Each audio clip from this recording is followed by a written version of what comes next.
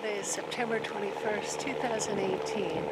Glen Brown and Jim Brown are putting up their mobile cotton testing station for amateur radio. Glen Brown is the speaker for tonight's Santa Cruz County Amateur Radio Club meeting, and this is the subject of his presentation, mobile cotton testing.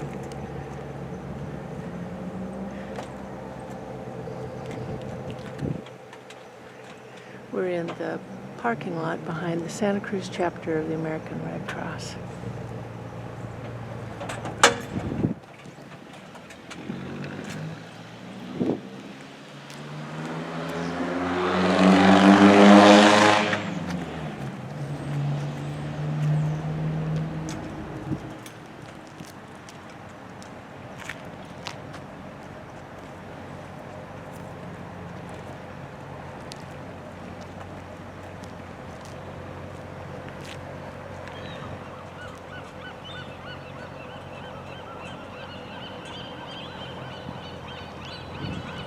Glen uses this unit for his contesting. He can take it anywhere and set up top of a mountaintop or a location and have good success with making contact with other amateur radio operators far and wide.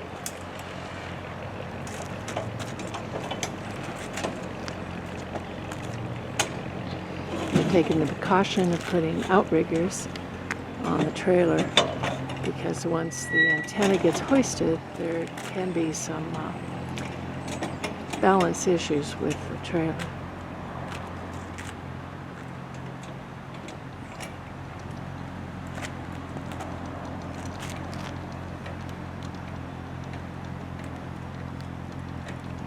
Tell you what, this does not look super level side to side.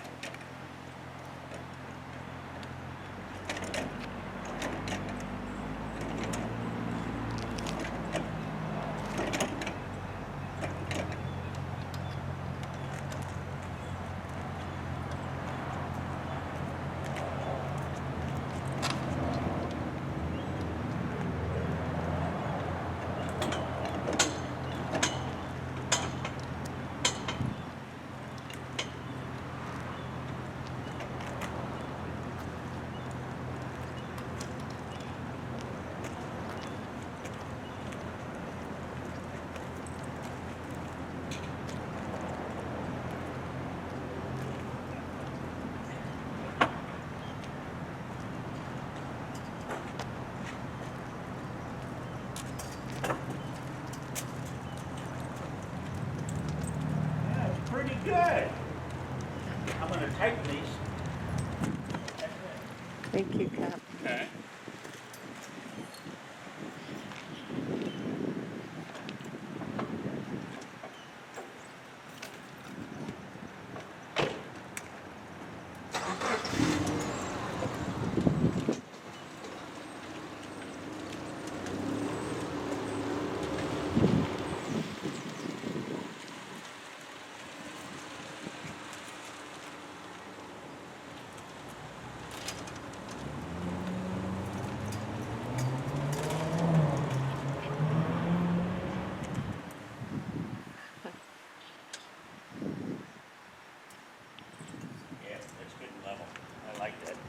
Good. Okay.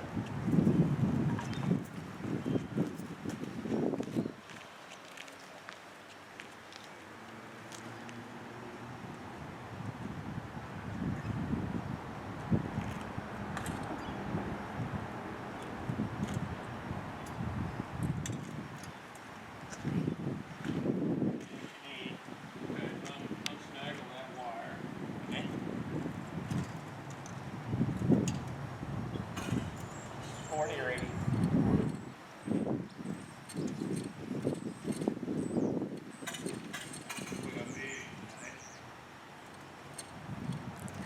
He's attaching the elements.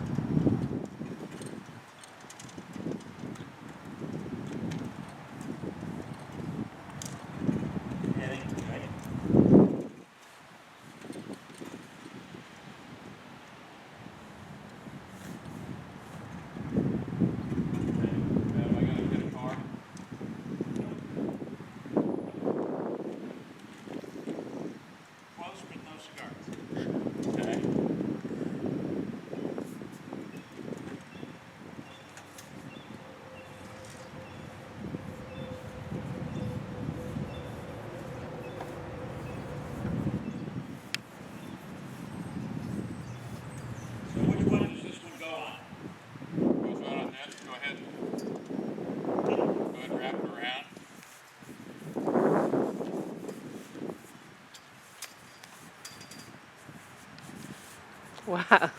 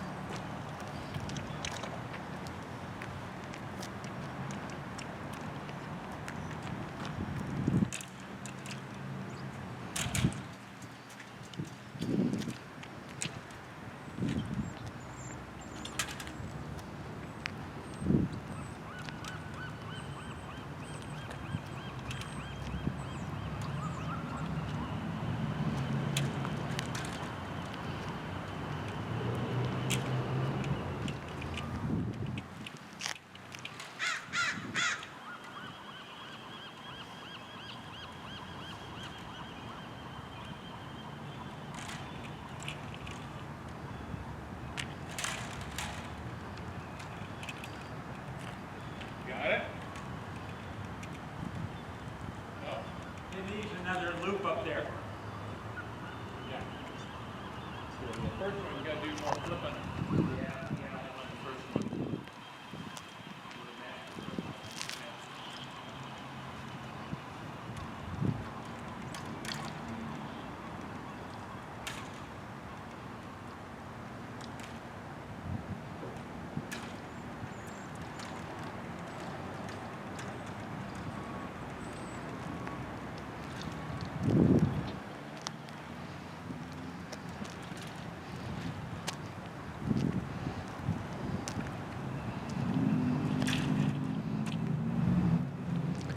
Is it going to interfere with the dipole up there? Nope. Excellent. We've got the circuitry to prevent that. Excellent. Yeah, Jim can talk about that.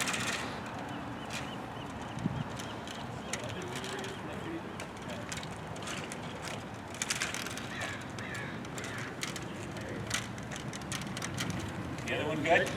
Yeah. This is amazing. Well, the amazing part is that this guy's been working on this stuff for what, 40 years? Uh, Yeah, it evolves. yeah. It evolves. Every time I see it, he's done something else slick. It's marvelous. Oh, there it goes. So that's the compressor that's going to pump up the tower. Aha. Wow.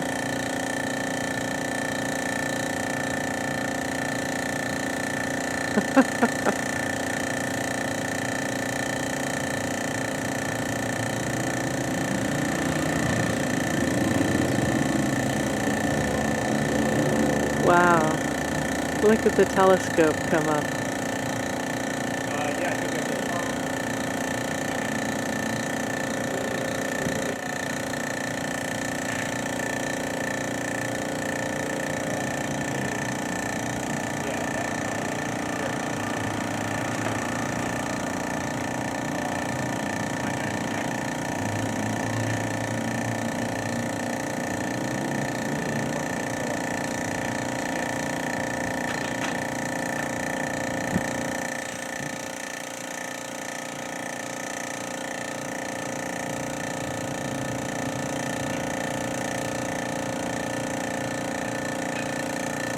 Off it goes.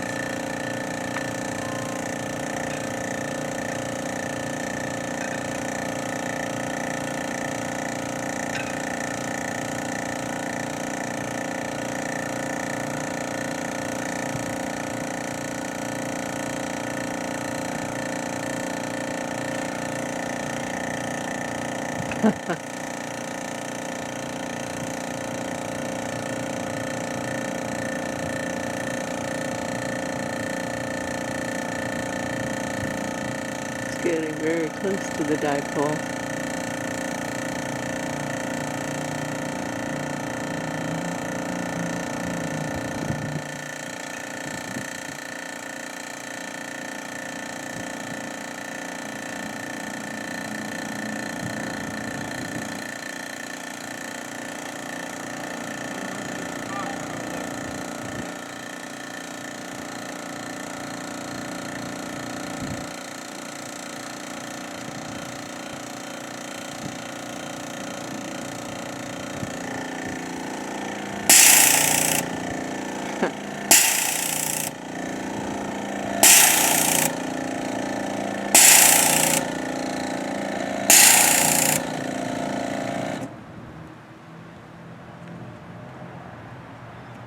Okay, we got a match.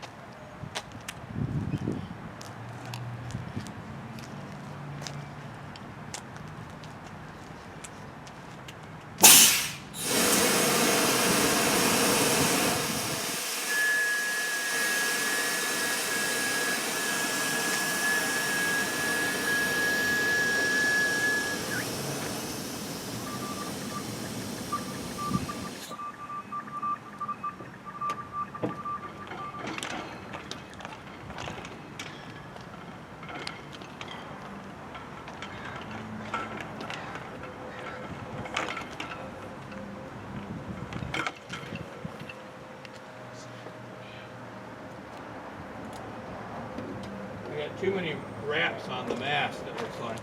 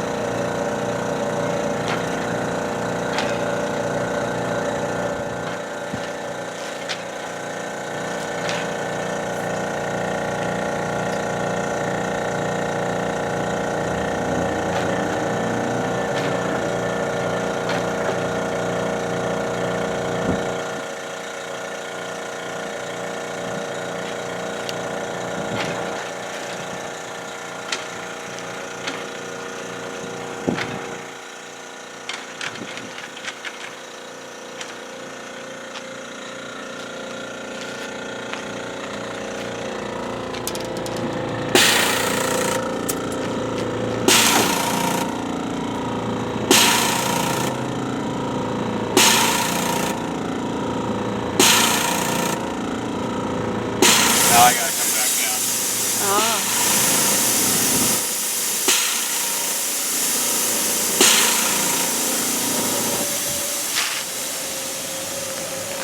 I added more coax wraps on the mast for going down the highway last time, and it's too many to go up. It's kind of separated down. Ah, okay. That makes sense. This is amazing, Glenn. They are right in the middle of TV, the Ethernet working outside. Oh, there you go. Well,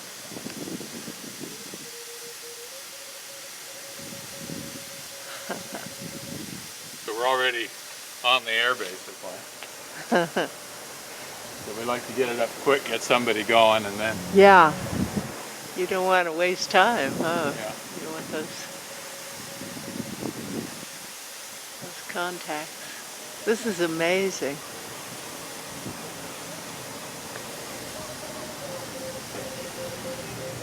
Jim, I'm taking the steps. Oh yeah, Be aware. I will call out. Yeah. Are we up or down? We're coming down. But we're up now? We're coming down. Okay. There's about 8 feet up in.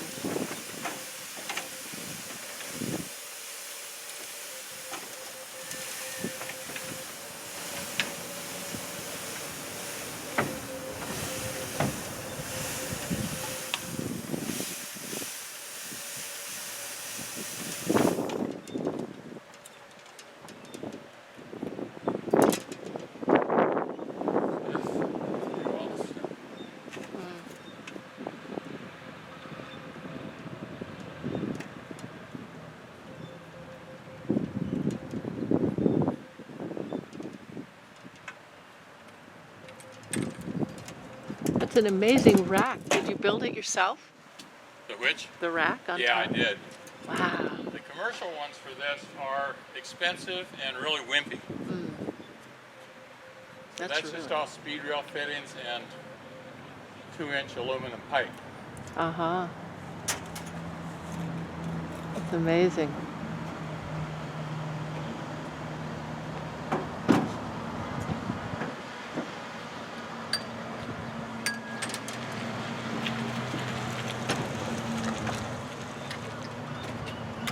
Did you just break an antenna?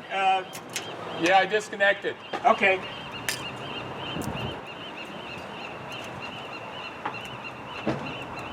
Hey, Jamie, nice to see you. Yeah, well, Craig Jimmy called me up and said, do you have a crew out there working on your antennas? And I said, no. Well, you better go check. So I'll call him back. What are you guys doing? And say, it's not an emergency. Because he's worried about getting robbed, you know? Oh, This is for a sure. HAMPA meeting tonight, Oh, okay. and this is a contesting band that the gentleman out there has put together. Yeah, okay. And here's So two- Craig's just panicking. So these are two 500-watt stations for HF. Do you know Jim Which Brown, can be Jamie? deployed This in is about Jim 20 minutes. Brown. Okay, cool. And this is Glen Brown over here. He's Brown. going to Okay, be they're our both speaker. Browns. And we don't know that we're related. Okay. But you're Well, there's best Chris of friends. Brown, who volunteers with us forever. Yeah? Yeah, so there's a lot Brown. Well, I'll call Craig back and say there's. Well, I'm the Jim. Okay, I'll just call Craig back right now because I was working, and so I get a call because Craig's up in the hills. Can you go check? Okay, I'm Oh. checking. Well, come to the meeting. Well, I need to work, so I got Craig back. He's because see, there's a camera right there. He's watching you. Oh, A Cap was over here about 10 after 5 and got his AC. yeah. He's got the building open for us. I'm going to stay here. Keep it Need secure. any help, Glenn? Do you want help, Glenn? I've robbed so many times lately. Every time they see something that they don't like in the parking lots, someone comes and checks. Thank you. That's Who's going to do that? Well, you drive up and someone's trying to set up a great big beam. I don't think they're robbing the place. How'd you like our new tower? It's beautiful. Yeah. Is So, it all operational? Is there more Oh, work it's to do? operational. The only thing that doesn't have a radio on it is one 2-meter antenna and the 900 megahertz. The rest of them are all plugged in. Nice. So we're trying to figure out how to get a 900 megahertz radio, right? Uh-huh. And what to do with the extra 2-meter. It's 2-meter 440 but at 220. Excuse me. Uh-huh. So. Okay. Uh-huh. Well, I'm gonna go Yell back if to you work. want help. Okay. I'm good. Thank Yeah. you. That's just Thank one of you, those Jim. things of Can I put more wraps? I'm working and I get this call. Around the Well, mast thank to go you. down the highway. Tell Yeah. Craig thank you for I- being so connection going up to pipe. observant. Yeah. I understand. So 40 is on that radio, correct? Or, no, you just go to number 2. It'll be on the number 2 center 40 here. will be on number 2. Yeah, and it should switch if you go to 40, it should switch. All right, good. I'll do that. See what happens. But it's disconnected. It'll be connected in a couple minutes. Is that one still connected?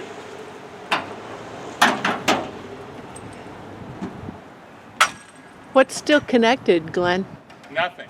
Nothing's connected. Unless there's a dummy load in there, I don't think there is.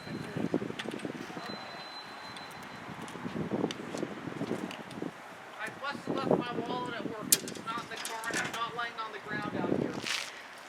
Okay, well, let's hope. If we see it, we'll give you a shout. Have you guys talked about putting together a CQP team this year? Not that I know of, but Dawn may have. Yeah. No, Don is supposed to be twisting arms. Uh-huh. I think he's going to be doing that tonight. Okay, good. You're talking about Don GHA? Yeah. I talked to him on the radio a couple hours ago. He was over in Mountain View, I think it was, or Redwood City, I think, picking up an antenna that he had bought from W6OAT, who's moving. Oh. So he was taking it home. He had to get it get it inside, weatherproof, and then he was going to take a shower and come over.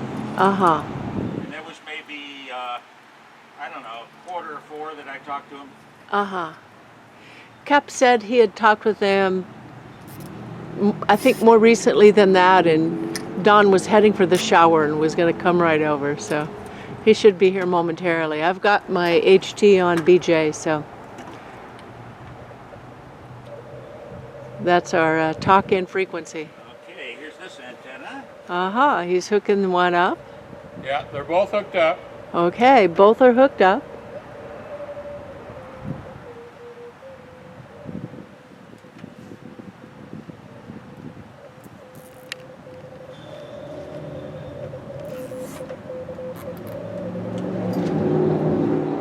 Okay, let's see if that goes up better.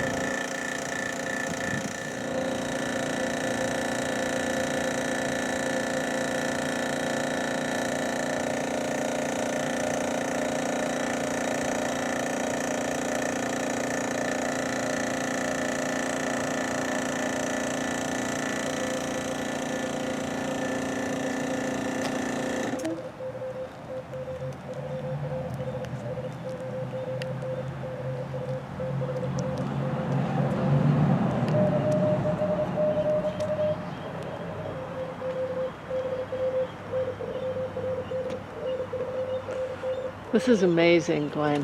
So that's Maryland on 40. Okay. Where's our antenna? Where's the beam pointed? Kind of a little bit north. I'm not sure from here. Kind of north. I think the road is running east-west, isn't it? The highway? Well, might be a little bit south, but I don't know. Kind of this wasn't a bad direction. I mean, I could go farther this way probably. kind of northwest to I didn't southeast. put a line on it though. Well, S9 signal out of Maryland. Out of Maryland. Wow.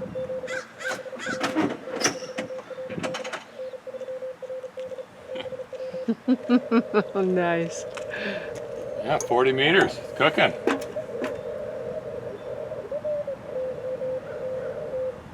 Okay. Nice. Yeah. Food time. Trust me, I'll geek out on it. I got no problem. Yeah, go ahead. You're I gonna, was geeking out on the boom. I tell you, it is. These guys. That's all there is. It sets up pretty fast too. And It did. Yeah. You know. Did Cat get your power? Yeah, obviously he did. Yeah, we're powered. You're up. Yeah. In fact, I brought an AC compressor. Matter of fact, let me check my pressure. See if I can pop it up a little bit. This thing isn't leaking too much. So no, that band, that's not terribly noisy. Yeah. 32 dB scale. Yeah. Hey, Reed. That's 32 dB vertical scale on 40. Who you hammering? What And, countries? This is FDE over here. I'm not sure we've seen any real DX. Any DX on this? Huh?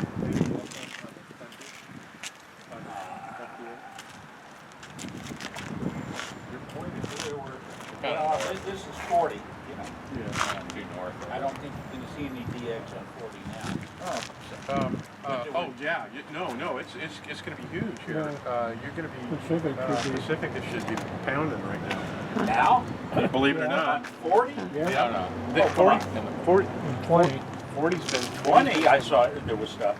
Yeah, 40's been coming up a lot lately in the middle of the day. It's incredible. It's going west, huh? yeah. Oh. It's nuts. It's nuts. And since it's our gray line, Yeah. since it's our gray line, we're just coming up on it. That's how Bob did so well in WRTC. as well. Oh, It was 'cause 40, 40 was- 40 in day, in the middle of the day. Oh, yeah. Well, you know, these state QSO parties, it's 20 and 40. It's 40 is an all-day 40, thing. 40 has been just Yeah. hammering. I mean, I jumped in one of them and just that's all I did. I did a 40, and I said I was going to do a multi-band effort. I got one on 20, and then I had to do a mixed mode, and so I got one voice contact. Everything else was CW. It was just insane. Just insane. I've got reels of that stuff. If you LED lights. Nice. There's that fists thing going on. Oh yeah.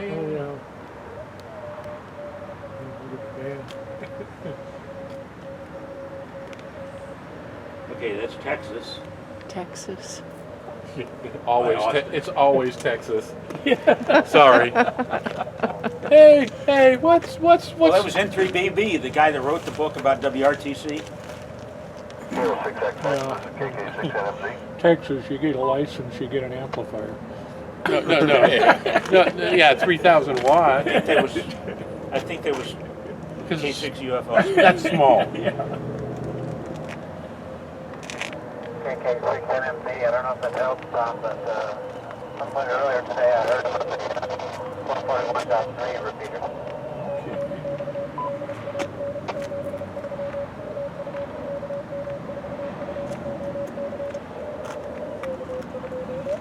Step up so you can hear it, Becky.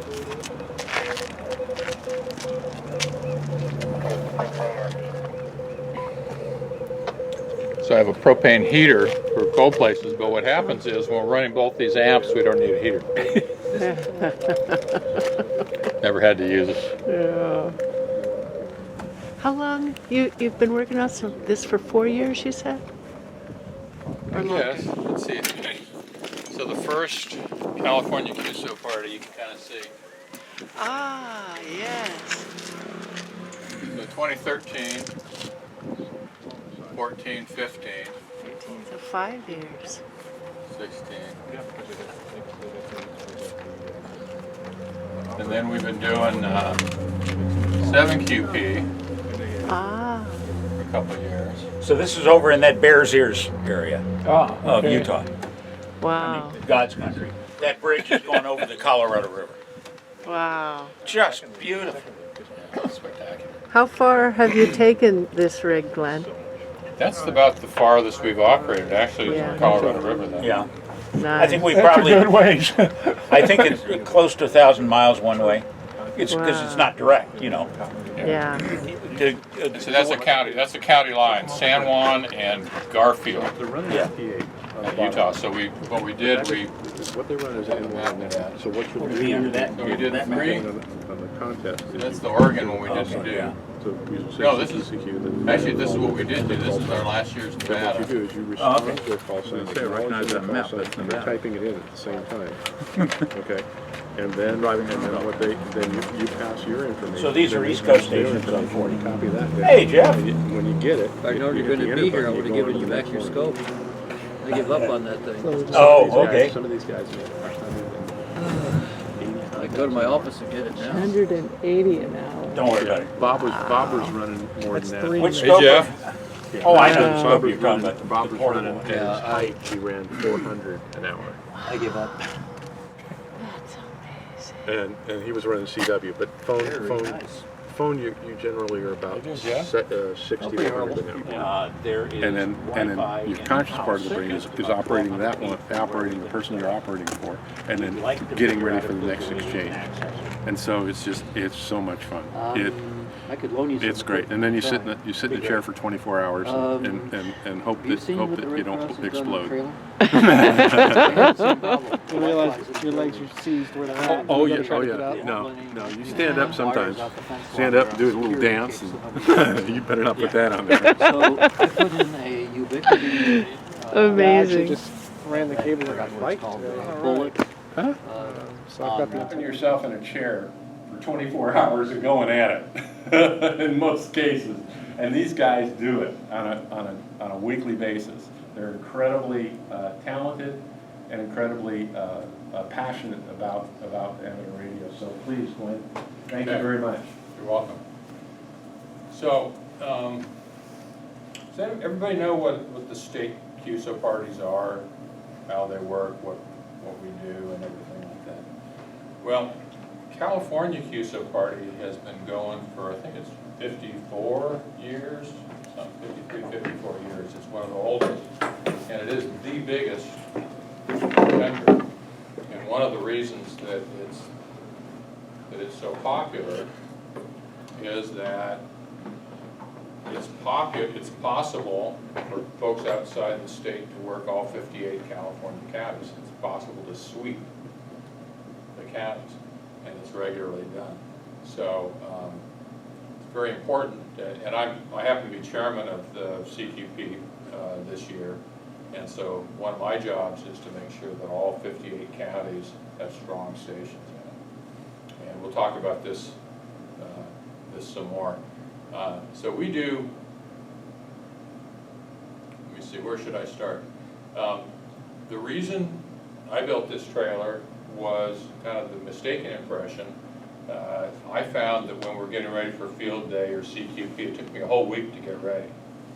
And I thought, well, okay, if I put everything together, why, we can just be ready to go and just go like that. Well, it's turned out to be the opposite, because now I work on it all the time. So, but it is a lot of fun. I have way too many slides here, so some of them I'll just kind of zip through, and we'll try to do it in. Does an hour sound okay? Everybody sit for an hour? Sure. Okay. We'll pretend we're contesting. Right, yeah. I can't sit for an hour. So this is one of our setups. This is 2.5 years ago. You can see there's that 40 meter, you saw outside, the 40 meter dipole up on the mast. We set up a tri-bander on a portable tripod and mast, and we have the little vertical going there. This is the 9 Mineral County line in Nevada. It's just south of, is that a little mining town? Yeah, I don't remember the name of the town, yeah. Never It's mind. middle of nowhere. Nobody cares. So anyway, we'll talk a little bit about the equipment. You guys have already seen the trailer, so a lot of this stuff we can kind of go through quickly. And of course, what we do for antennas is really the key to success on these whole things. So we started out doing just CQP. We had a big group going up to Tama every year and everything. And the first year that I came, here's a bunch of old guys with 40 feet of Roan 25 on the ground, trying to tilt it up and lash it to the side of a motorhome. I thought somebody was going to get hurt, and seriously hurt. And so one of the goals here is not only safety, but safety for old guys. Because just even lifting stuff can put us out of commission pretty easily. What happened was, though, it turns out that if you build something that old guys can put up easily, it's also something that can go up quickly. And so being quick is something that has turned out to be a strategic advantage in one of the contests that we do every year. Let's not talk about that. Here's an example of another way to do it, though. This is N6MI. He's a lawyer down in Los Angeles. He got a deal on this. This thing was already set up. It's a television van. It's got the generator. It's got everything in racks. It's got he actually has the same pneumatic mast that I have, but it's all set up and everything. He does a lot of VHF rover stuff as well as this sort of thing. He's going to be our main station from Kern County this year, N6MI. I didn't want to own another engine, was the thing. For something where you use 3 times a year, you don't want an engine sitting around. The guy loaned me this some years back, and I thought this was a good idea. But you have to realize it's a box of air on wheels. And this was a very windy year, and I'm going up I-5 with the trucks going past, and it was absolutely terrifying. So So this is what I ended up with. So this is 6 by 12, and it's tall enough to stand up in, and that's the key. These things are reasonably cheap. I think it's about $3,000. It's light enough, empty, they can legally sell it with one axle and no brakes. And you can tow this with an SUV, but as it gets heavier and things without the brakes, it's not a good idea. That truck has very good brakes and there's no problem. I think it's important, a lot of these things have like little teeny wheels. You're always going off-road. You have no choice. You know, the good spots are always off-road. You need the 15-inch wheels. Most of these things come with a ramp because it's for people to put their motorcycles in. You have to find one with the doors in the back. I'm not going to read the list, but you can see a lot of that stuff. I don't know. Did anybody notice the outriggers out there? Yeah. So this is, we kind of debated when we got here whether to put the outriggers out because it's so level there. But the thing is, it doesn't take much of a wind when you're on springs. The thing will go back and forth, and your wind tolerance goes way, way down without the outriggers. So this is a kind of a, you know, this jack you can get right out of the catalog, and then the tubing is just real easy to find, and it's really the same. The tubing that's welded on the bottom of the trailer is standard receiver hitch tubing. It's a 2-inch square steel tubing. You guys saw this, the strip lighting. You get it at any ham event, very cheap. This is the mask. Here's the whole lineup of Wilbert masks, and these things come on the market on eBay from time to time. And that one I have is called the 7-42. So it's 7 sections that go to 42 feet.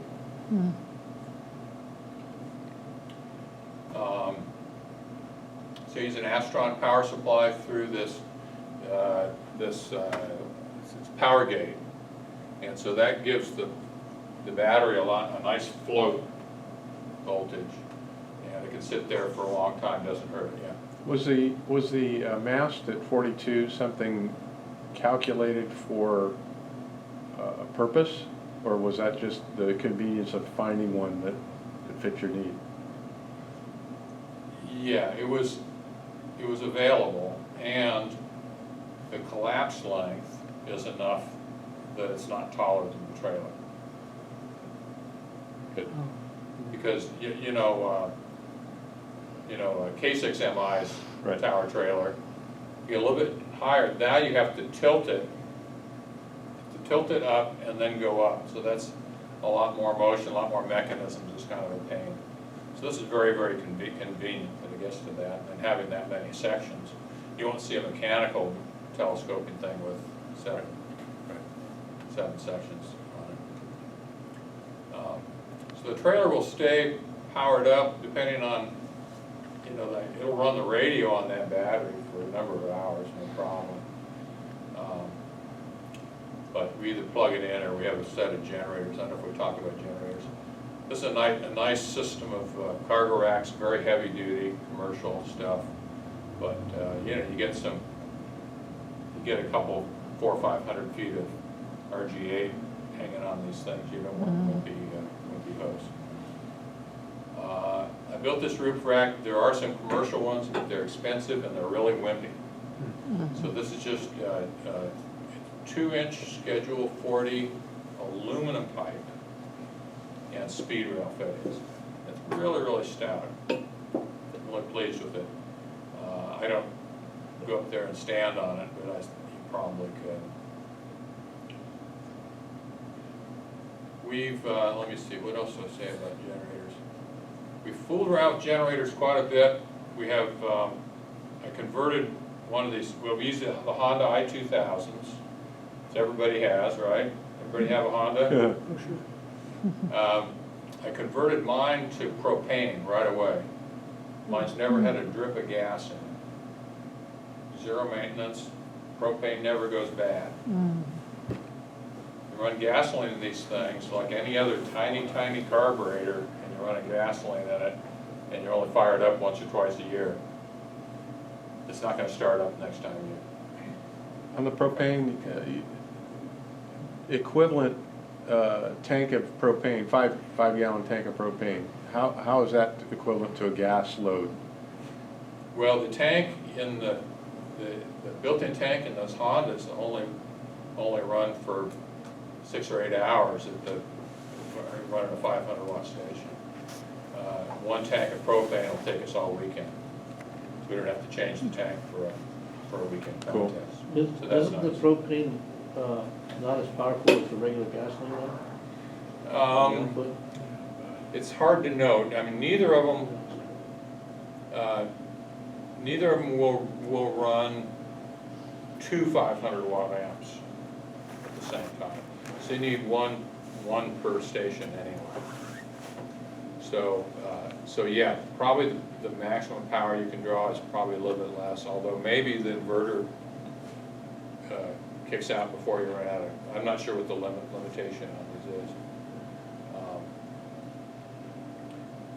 I've been able to pull, on mine I've been able to get 18 amps for a short period of time, but then the voltage starts to sag. So really, things are really only good, you know, I think it's really an inverter limitation. 16 amps is pretty happy. So you can't run a full kilowatt on these things. Because a kilowatt takes 2 kilowatts to make, right? Are those conversion kits difficult to find, and are they difficult to install? This is the Diesels of Maine is who sells these things. It's not difficult to install. The thing is this is really clunky. See this, the demand regulator sticks out. So you know you have this neat, sleek little lunchbox sort of a thing, and now you've hung this ugly thing on the outside. That's my only complaint. But they start real easily. Is it possible to turn out more of the lights in here? Yeah. Oh, yeah. I think back there. you have to. It's back right there on the wall. The one on the left, I think, is for this side. The other thing, Thank you. the other difference between the two is that I was operating in a guy's van, you know, graveyard shift, 80 meters at night, and the wind shifted, and the van filled with exhaust. Oh, And I just had to bail out, and that was from gasoline. I mean, the exhaust from either of these things will kill you, but the propane will not gag you as bad. You know, if you get a little whiff of it, it's not that bad. That's why they use them on forklifts indoors. Forklifts indoors, exactly. So, you know, so that's, to me, that's an advantage too, if the generator's pretty fast. So what we do is we run 2 of these, so we're on the one propane, the one gasoline, and we have the parallel kit from Honda. And I can run a single plug. I changed the breaker on the propane one to 30 amps. It's very easy to do. One plug, and we can run 2 500 watt stations out of that. If we have to refuel the gasoline generator, you just shut that one down. Everybody stays on the air. Usually one of the operators comes out to help me refuel anyway, so that you only got 1 amp and that one operator, one generator, it's fine. I would just comment, I have never managed to fill up that gasoline generator without spilling gasoline all over the place. I don't know how you do it. Very unpleasant. Let's see, which one? So, you know, it's important to minimize the footprint of your radios and everything like this. It's the same. I take the same approach at home as well. So I build these little cabinets that kind of stack things vertically, and it ends up being, I think, reasonably ergonomic. This is the Radio 1 position in the trailer, and you can see it's an L-Craft K line. It also has a You guys saw us running FT8, so this is the sound card for that. The speaker output is routed through this speaker, and the headphone and microphone for your headset have jacks on the front as well. So you don't have to, when you're trying to operate, you don't have to dig around the back of the radio to plug things in.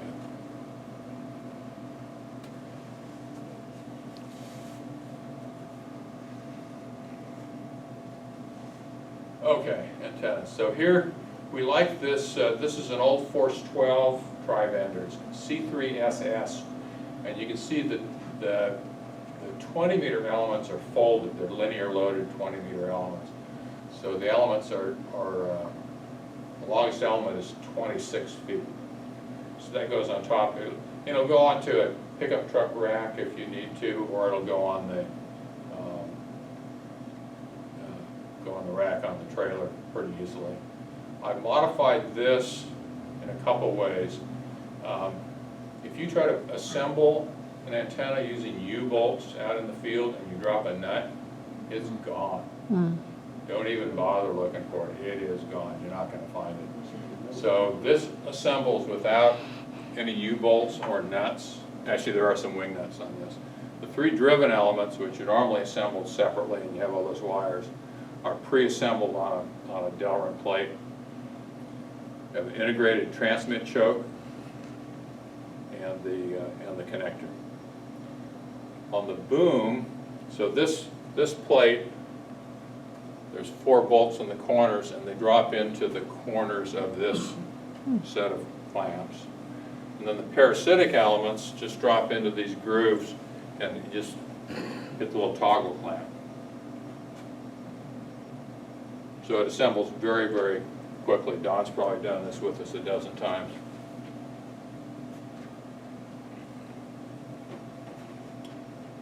This is the dipole that's up outside right now. These are a pair of 31-foot telescoping aluminum tubes. I like the Jacklite brand. You can get them from Spider Beam for probably 4 times the dollars. And in the center, so here's one, there's the other. This is a rod of Delrin that's turned down to the right diameter for everything just plug in.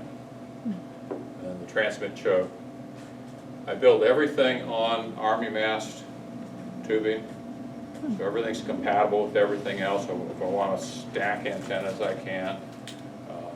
This can go on my tripod assembly, and I also have an adapter at the top of the mast. Everything's adapted to the Army mast system. So to clarify what Glenn has done here, he's taken one 4-foot section and he's cut it off so that he's wasting the rest of it, but that becomes a modular piece that can just go right on that mast.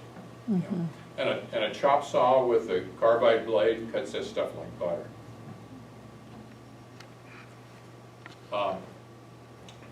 This is a good antenna.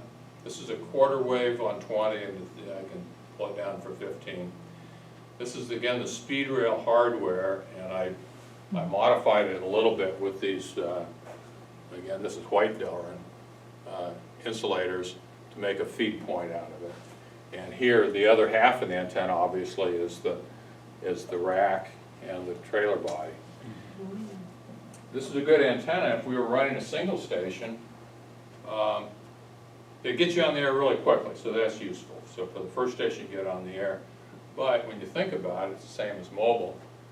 The other half of the antenna, you're sitting inside the other half of the antenna, that trailer body, and the RF is every place. So when you start to fire up another station, you know the interference is just intrinsic. You're not gonna ever get it to work right. They're very annoying. So, and you know it'd be the same with any mobile antenna. Really, you just don't tend to notice it, but you're sitting inside half the antenna. This is something I've been working on for 2 years now. It still ain't right. This is, I don't know if you can see it, but this is, again, the Army mast setup. Here's a tripod. It comes up. The feed point for that antenna is up here. The coax runs up the tubing, and there's a little section here where it splits, and top and bottom. This has a 40-foot fiberglass top in this incarnation, and it was a great antenna. It tested much better than our inverted V on 80, but it broke, and the first time we had it out, it was a windy day, about a 40-mile-an-hour gust, and just took it apart. So I have a version of this now that'll stand up in almost any wind. It's actually easier to put up. Two guys can put it up in 10 minutes or so. It just doesn't perform like this one does. So it's a tough one. ARRL has a low band antenna contest going on for portable antennas. I thought, oh boy, okay, I'm going to really kick ass on this one. They have a 30-foot height limit in the woods. There's no point. There's on the low bands, you're wasting your time if you're only 30 feet tall and 80 meters. It's just a total waste of time, so I'm not even looking at that. This is that antenna taken apart, ready to go. This is the feed point. So again, made out of that Army mast stuff. Piece of plastic here. Here's the coax and it splits and drives top and bottom.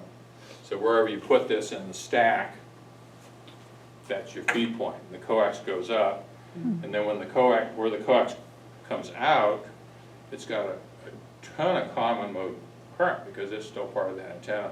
So you choke it right there. There's the choke.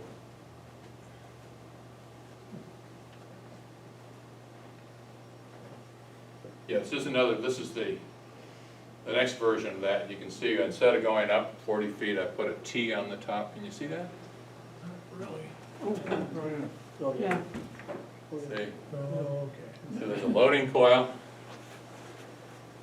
There's a loading coil, and then a T across the top comes down. Here's the feed point, comes down, the loading coil, and a T across the bottom.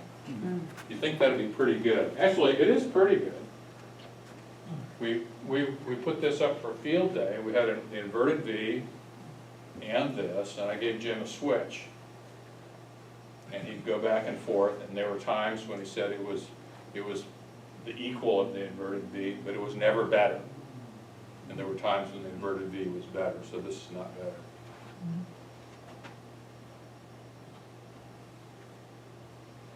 Okay, this is the 2-element monobander that's up out there. You can see when it's up, you can't really see this, but you see the detail of the pivot.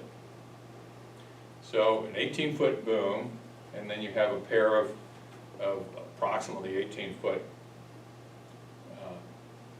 elements, or really 4 of them. It all folds up into a very nice package, and we can go down the road. We can leave it on the top of the mast, put some ropes on it so it doesn't do this, and goes down the road. We get to the next spot, fold it over, put it up, and again, it's got the. Now with these, well, okay, we could talk about the design. It has the transmit choke on it.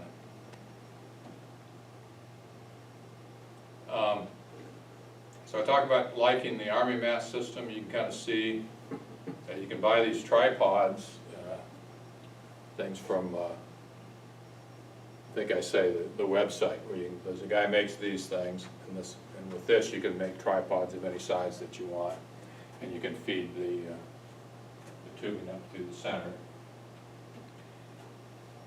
And then I built a number of these onto the tripod. So this is, I used to have a video to go with this, but it's not on the stick. Visualize this assembly now with tubing running up the center. It goes through these blocks, and you pump on that handle, and everything goes up. Oh. Right. Wow.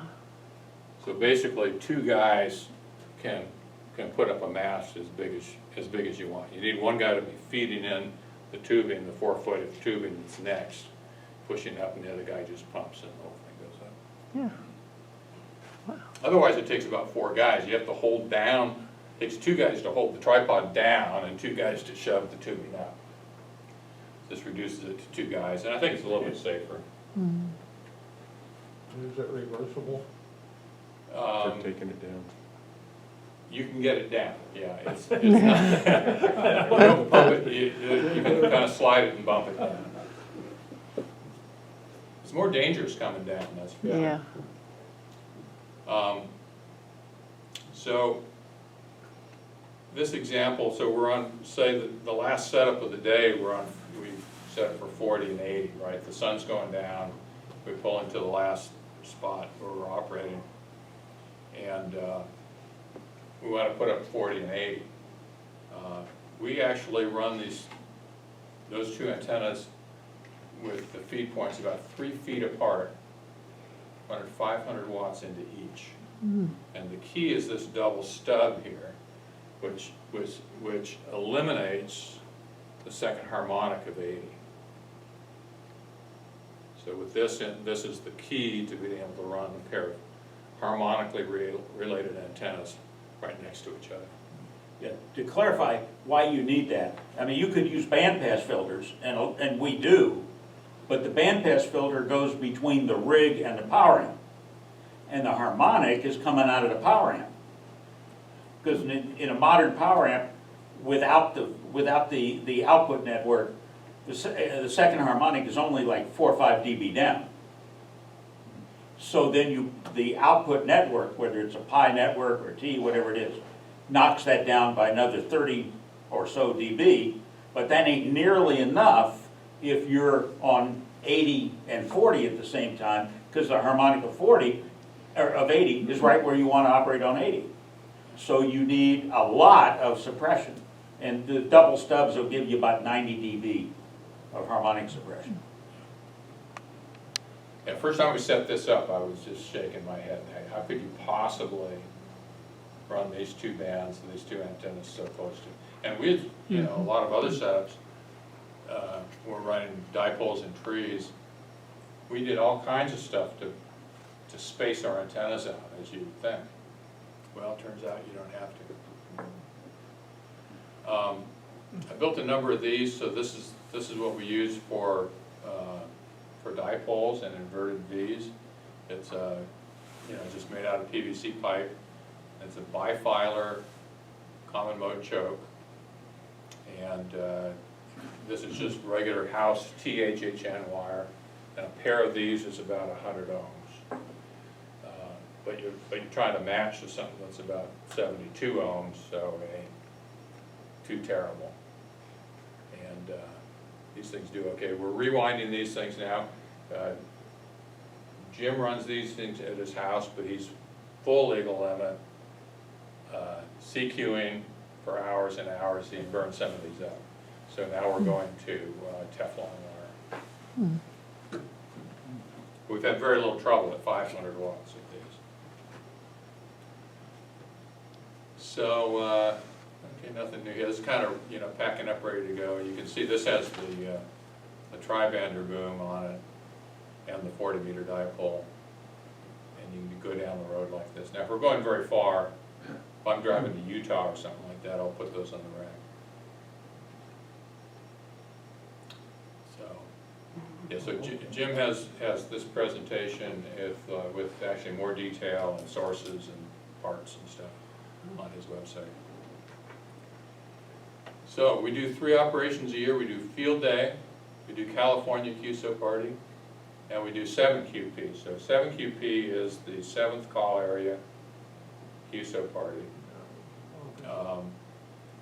They have about 285 counties, so a lot of opportunities to have your own county, no problem at all. And we approached the organizer and said, well, one observation is, in the California QSO party, you never run out of takers.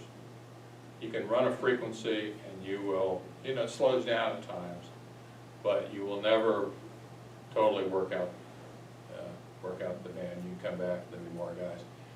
In 7QP, you get a couple hours and it really slows down. So Jim's idea was, well, let's move. let's operate till it slows down, then we'll move to a new county, start over. And actually you work the same guys all over again. And plus in 7QP, if you're on a county line, you're handing out double points, handing out both counties, and often double multipliers. So they really, you can get real popular. And you're getting double points, and a lot of times double multipliers, so you can really rack up a lot of points, so it makes it fun. So the first, let's see, 2016 was the first year we did it. We did 7 counties in Nevada. 2017 we went to Utah, and I got some pictures of that. We did 5 counties in southern Utah, and we were high score for the entire contest. Wow. And you can see the counties that we've done. We were last year in Tuolumne in California, QSO Party. We actually won. Finally, we won the high power multi-county expedition plaque.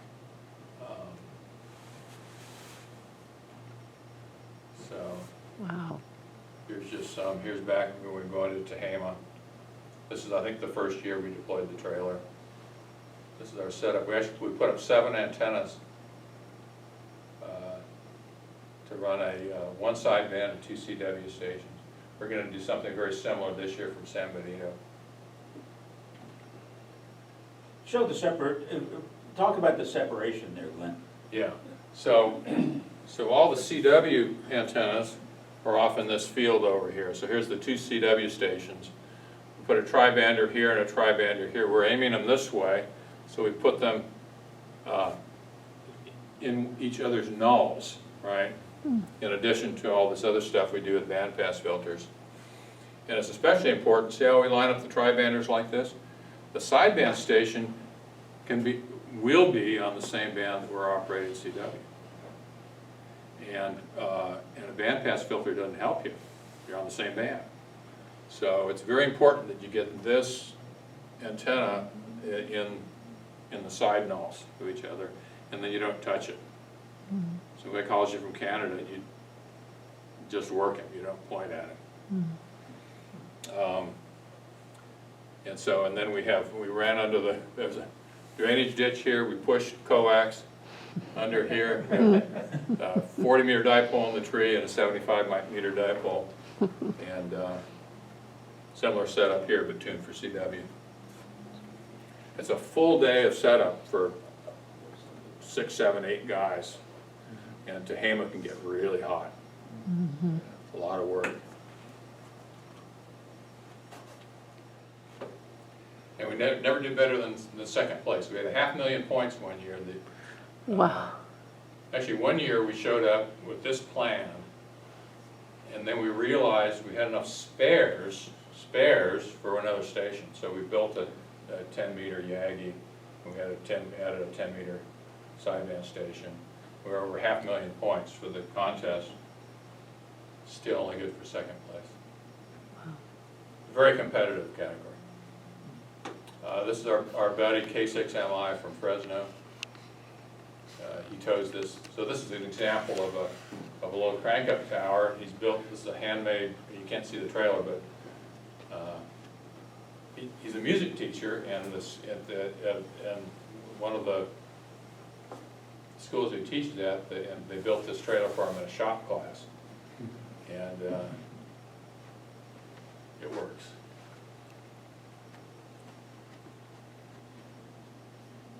Here's our 500,000 score. Wow. You can kind of see we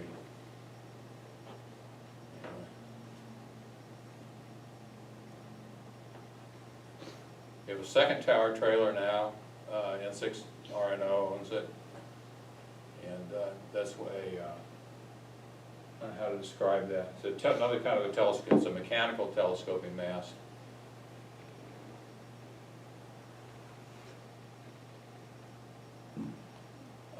In 2016, we got an appeal from the CQP organizers. They had a number of counties they were worried about. So we started out in Trinity, found this terrific place just below a helipad, a firefighter helipad thing in the mountains there above Trinity. And this is a beautiful spot, dead quiet and on top of a hill. It's exactly what you always want. Then we, am I going backwards? How do you That's the find wrong these button. places? How do you find these places? We do a lot of scouting on Google Earth. In this case, the spots that we thought were good all had power lines. A lot of these, you know, dirt roads are there for a reason. A lot of times the reason is they follow a power line. And we kind of gave up, and N3ZZ kept driving around. He came back, hey guys, I found a good spot. Boy, he really did. Same spot. Then, so we operated from Trinity till about, I think, 11 at night. Shut down, started driving. Some of us woke up at sunrise and started operating. This is just off of I-5 in Colusa. And as the rules stand right now, we had to change call signs.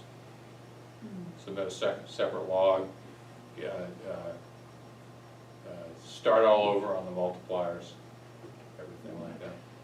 So there's a discussion about rules going on. We may have, there's a pretty strong sentiment, I think, to start allowing county lines again in CPP.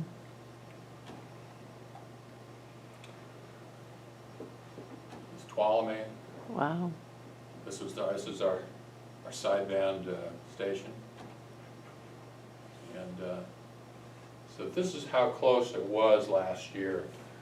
Inyo usually kicks everybody's butt, and some story there's some event there where they can't use their normal site last year, so it kind of opened up. Look how close the top 3 places were. Wow. And this was, we just decided, we got our old group back together and just said, we're just going to have fun. We're going to operate when we feel like it. When we get tired, we're going to go to a restaurant. After we eat, we're going to go to a motel and sleep. When we feel like getting up, we're going to get up. So it wasn't one of these death march sorts of things. We had no idea how competitive this was going to be. We had no idea that we would even be able to win it. And that was the result.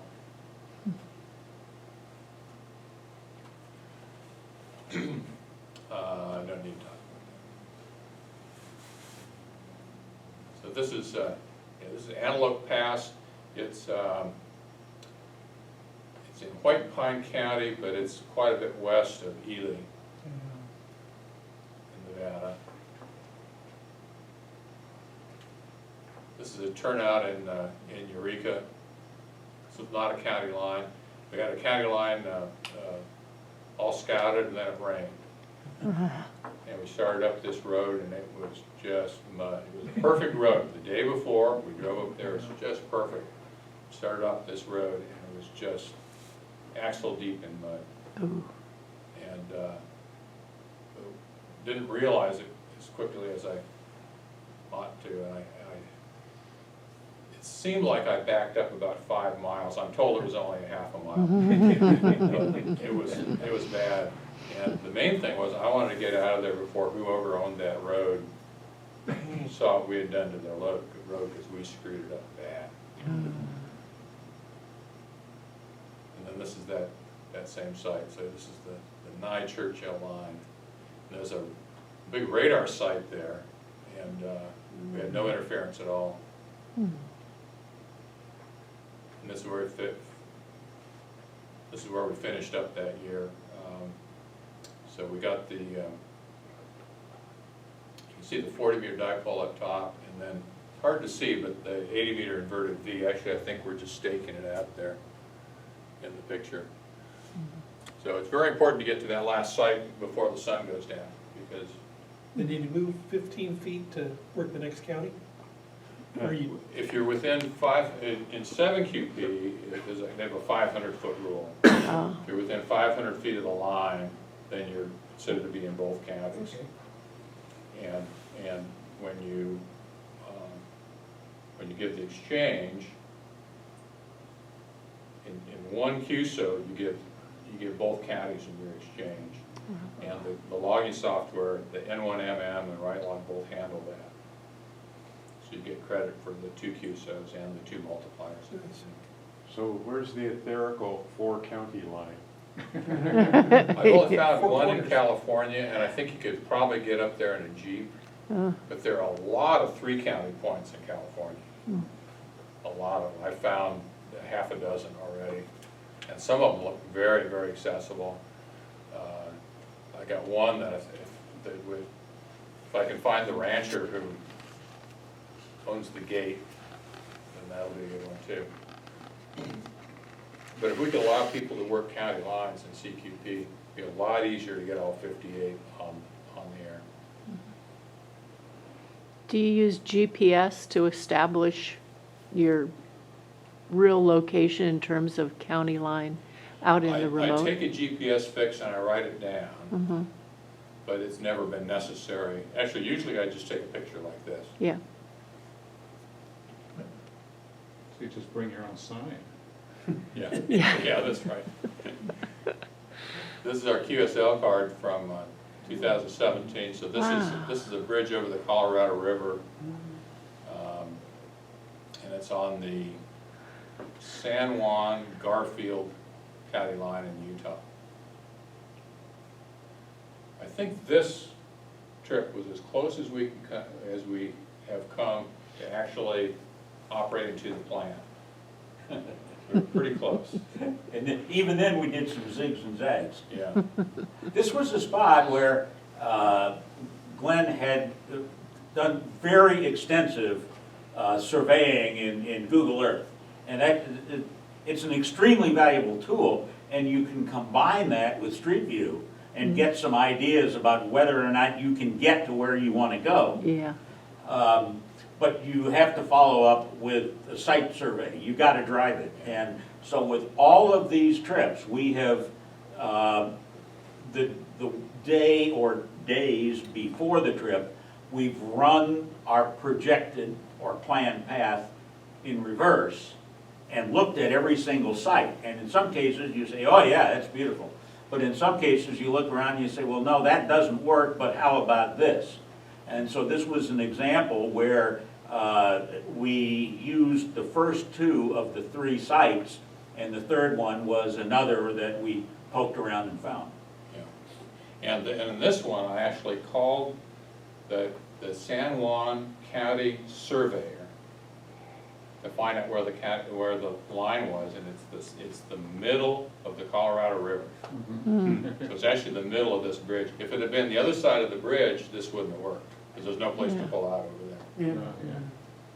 And then on Google Earth, you can actually measure, use the tape measure tool, go from the center of the river to there, well within the 500 feet. Nobody's going to know, but this is not something that's worth cheating on. Yeah. So this is, this is our paper map version. Paper maps I enjoy paper maps. Here so what we do is we operate, we break down, and then as we're driving, we run mobile. We have a KX3 in the truck, a 100-watt amp, and just a ham stick. But what happened here is you're going through Capitol Reef, you're down in the rocks. You're down Deep Canyon, and Frank was operating. He said, I can't hear anything, forget it. Well, so at a certain point, and then we hit it. Let's see if we have. This route, by the way, this is God's country. The eastern end of that is that new Bears Ears Monument, and that a couple of those others are national parks, and they're just incredibly beautiful. So this one, I was Wow. afraid to put the mast up all the way. Yeah. It was gusty and lightning and everything. The lightning never got too close to us, but I just didn't feel comfortable putting the mast up all the way. We did okay anyway, but I'm not sure it would have mattered one way or the other. probably not. And then this is our final setup. So we got there just with enough sunlight left in the day to to anchor out the inverted V on 80. And this is one where we had planned to work this county line, but this spot turned out to be significantly better than the one we had surveyed in Google Earth. And this is on a side road that we didn't really know, and Jim took a side trip up and found this spot, which is perfect. We've operated from Berryessa Peak a number of times. We have a friend who owns the top of the peak and has the gate codes to get up. Whoa. How do you fit that? Got a little competition there, huh? Little competition.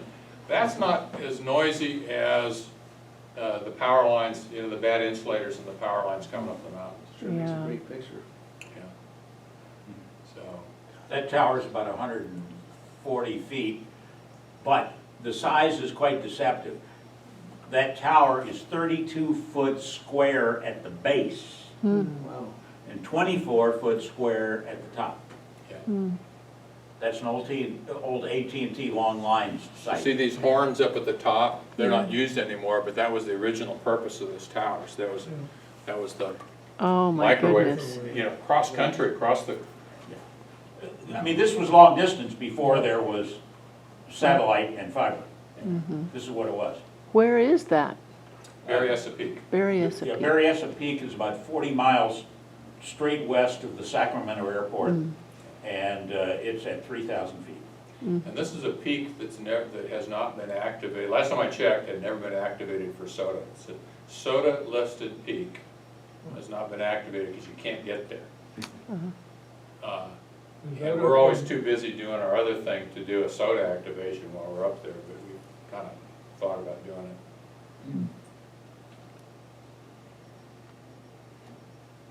Wow.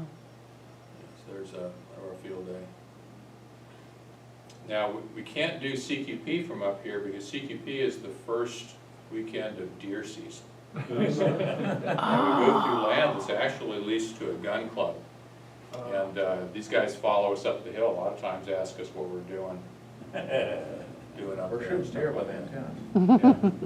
But the owner doesn't want us up there because these guys will shoot at anything that moves. Yeah. So- It's dangerous.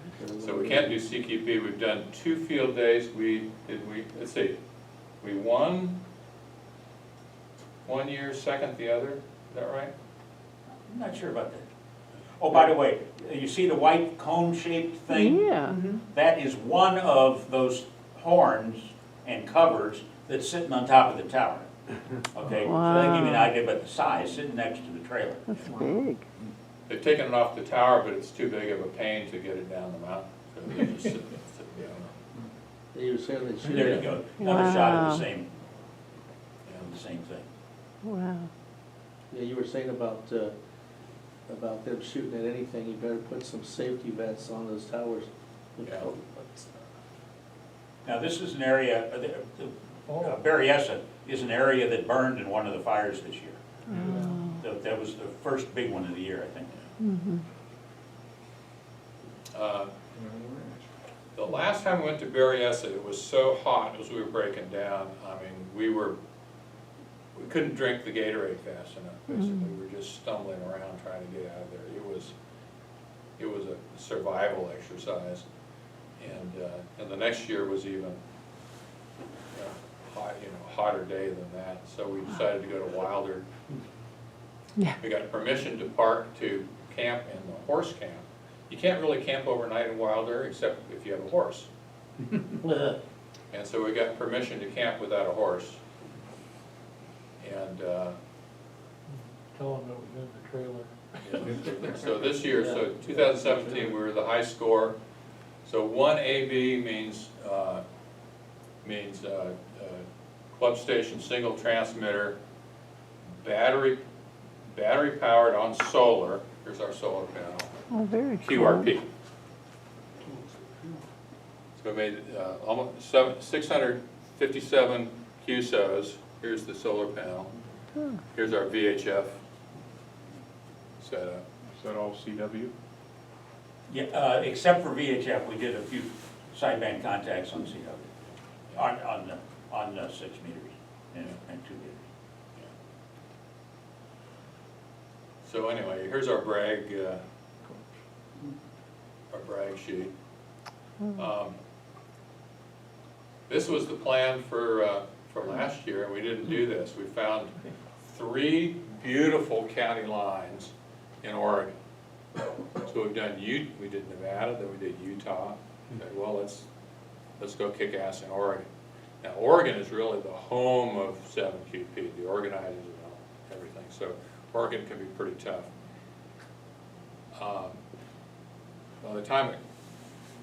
By within a couple weeks of the contest, they had given away all these counties. People had registered on top of us for these counties. And the organizer said, you know, I really need you to go back to Nevada. So we did. Went back to Nevada. But anyway, this was the plan, but we didn't do the plan.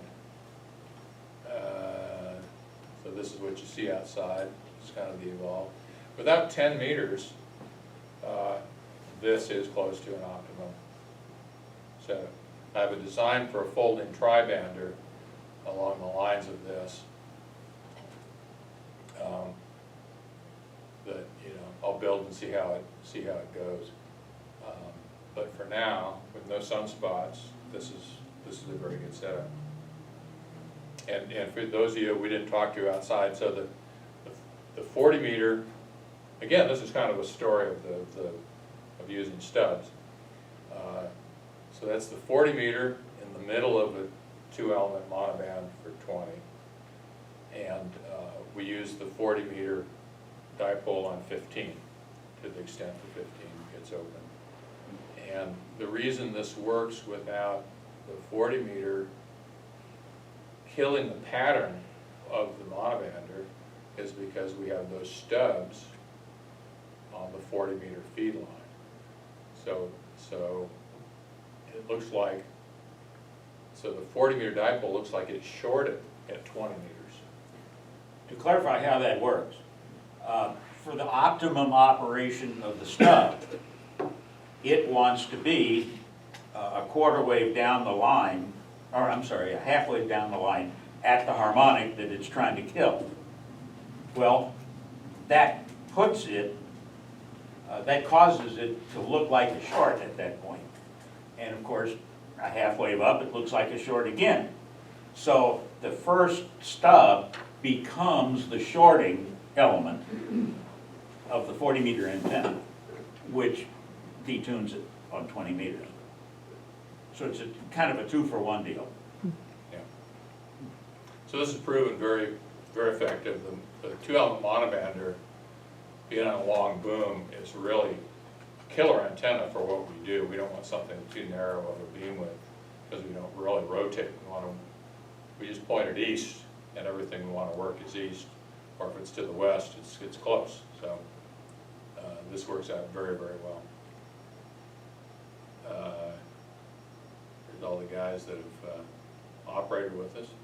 Oh, I had updated this with you on there, Don, and this isn't. What happened? Don, I was in the other trailer. Yeah. And the guy in the foreground there is N3ZZ.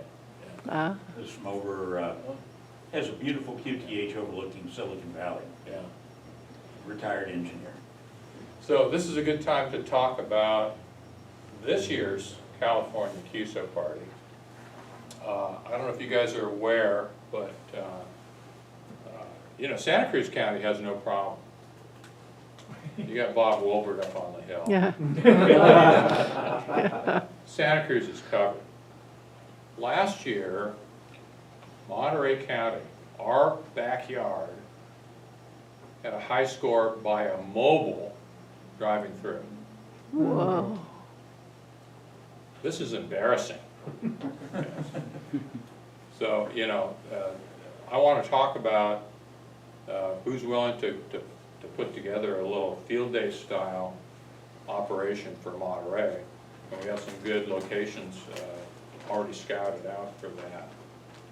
If we can just get some folks to go and set up, and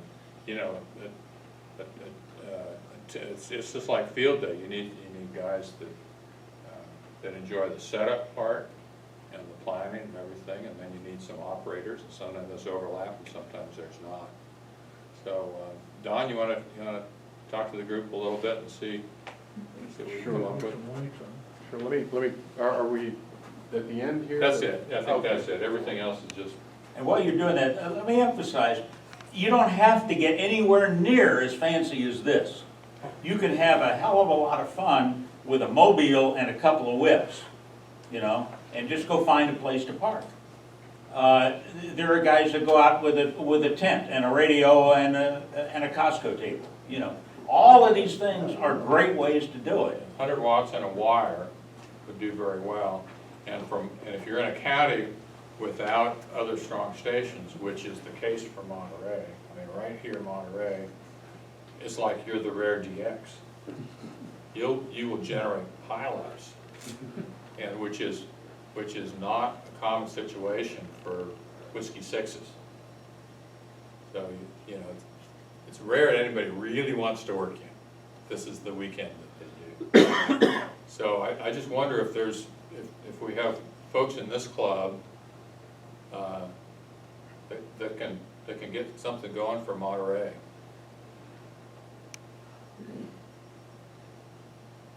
I'm listening to Glenn, and I was gonna say what he said. What he said. Because to be honest with you, it doesn't, the effort is not that big of an effort. I believe that there are stations available down in Monterey that could support a cast of characters, for lack of better terms. You wouldn't have to be spending a whole overnight, you know, you don't have to strap yourself into a chair and then you know, not drink water for, you know, 24 hours. You can have a group of people come down and operate a couple of hours each, get the idea of what it is to be, you know, involved in a contest and have some fun. You've done field day. It's the same kind of thing as field day. It's just a little bit different, and truth is, it's a lot easier than field day. It could be, you could do multi-single. We have a lot of counties that are represented by multi-single. So it's a very easy setup. You don't have to worry about stubs and bandpass filters and everything like that. You just got a decent radio. You could do whatever you can with antennas, and then just you know, rotate onto the radio. This is a contest that officially runs from 9 o'clock Saturday morning until 3 o'clock Sunday afternoon. But not much happens after midnight, Saturday night, and until 5, 6 in the morning, Sunday morning. So there's all kinds of ways you can do this, different kinds of casual. You can be as simple as, like I said, throwing a dipole up out of your motorhome, out of your Jeep, out of the back of your car, pitching a tent and just going and having fun, to the first weekend. To doing something with an already established club group down in Monterey. Cap, do you know what's going on with Monterey's amateur radio club, and if you visited them a little bit? They have regular breakfasts and small meetings, but there's been sort of a low level of activity. Okay. They used to have their meetings on the Naval Postgraduate School campus, but they increased security there. It's hard to get people onto the campus now, unless you're military. What's happening with the